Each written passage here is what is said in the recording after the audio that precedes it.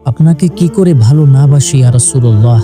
যখন আপনি আমাকে ভালোবেসেছেন 1400 বছর আগে, যখন আপনি আমাকে মিস করতেন, আশা করতেন যেন আমার সাথে দেখা করতে পারেন, অথচ তখনও আমার জন্মই হয়নি। সেদিন সাহাবীরা আপনার চোখের পানি দেখে বলল, ইয়া রাসূলুল্লাহ, আপনি কাঁদছেন কেন? আপনি বললেন, আমার ভাইদের খুব দেখতে ইচ্ছে করছে। সাহাবীরা বললেন, আমরা কি আপনার ভাই নই ইয়া রাসূলুল্লাহ? আপনি বললেন, না, তোমরা আমার সাহাবী, আমার ভাই হলো তারা যারা আমার পরে আসবে এবং আমাকে কখনো না দেখেও তারা আমাকে বিশ্বাস করবে। মৃত্যুশয্যায় শুয়েও আপনার অন্তরে এই চিন্তা ছিল যে আমাদের পরিণতি কি হবে। উম্মতি উম্মতি বলতে বলতে আপনি আপনার রবের নিকট ফিরে গিয়েছেন। আজ আমরা আপনার উম্মতের অংশ। বিশ্বজুড়ে আপাত দৃষ্টিতে আমরা হচ্ছে সবচেয়ে অপদস্থ, নিরুপায়, পরাজিত এবং লাঞ্ছিত, অথচ বাস্তবে আপনার উম্মতের অংশ হওয়া যে গোটা বিশ্বের সব সম্পদ পাওয়ার চাইও মূল্যবান।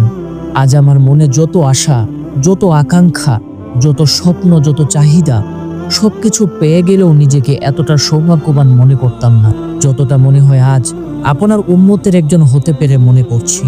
কাল হাসরের ময়দানে যখন গোটা মানব জাতি এক নবী থেকে আরেক নবীর কাছে ছুটে যাবেন, আল্লাহ যেন বিচার প্রক্রিয়া শুরু করেন এবং প্রত্যেক নবী ইয়া নফসি বলে মানুষকে ফিরিয়ে দেবেন।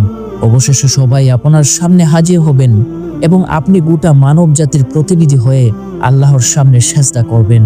সেদিন আপনার উম্মতের সদস্য হওয়ার পূর্ণাঙ্গ মর্যাদা প্রকাশ পাবে। আপনাকে কেন এত ভালোবাসি তা তো ভাষায় প্রকাশ করা যাবে না, কিন্তু যতটুকু ভালোবাসা আপনার প্রাপ্য ততটুকু তো আপনাকে ভালোবাসতে পারি না। কথায় আপনাকে যতটা ভালোবাসি, কাজে তো তেমন করে ভালোবাসতে পারি না। আপনার সুন্নতের অনুসরণ করি ঠিকই, কিন্তু ভিন্ন মতের অনুসারীদের সাথে ঝগড়া না করে থাকতে পারি না। এবাদতটা নিয়মিত করতে পারলেও এবাদতে আপনার মতো আন্তরিকতা আনতে পারি না।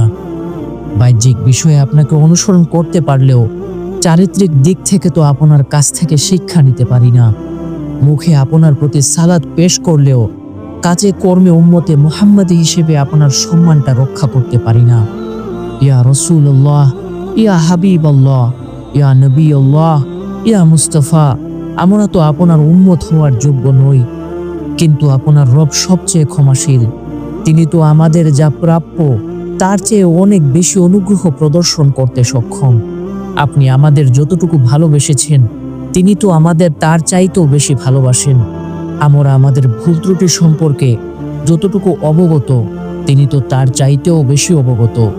আমাদের রবের অনুগ্রহের দিকে তাকিয়ে অন্তরে আপনার প্রতি যতটুকু ভালোবাসা রয়েছে সেই ভালোবাসার দিকে তাকিয়ে আজ বুকে আশা বেঁধে রই। খুব শিগগিরই আপনার দেখা পাবো ইয়া নবী আল্লাহ। খুব শিগগিরই হাউজে কাউসারের পর আপনার হাতে তৃষ্ণা মেটাবো ইয়া হাবিবাল্লাহ।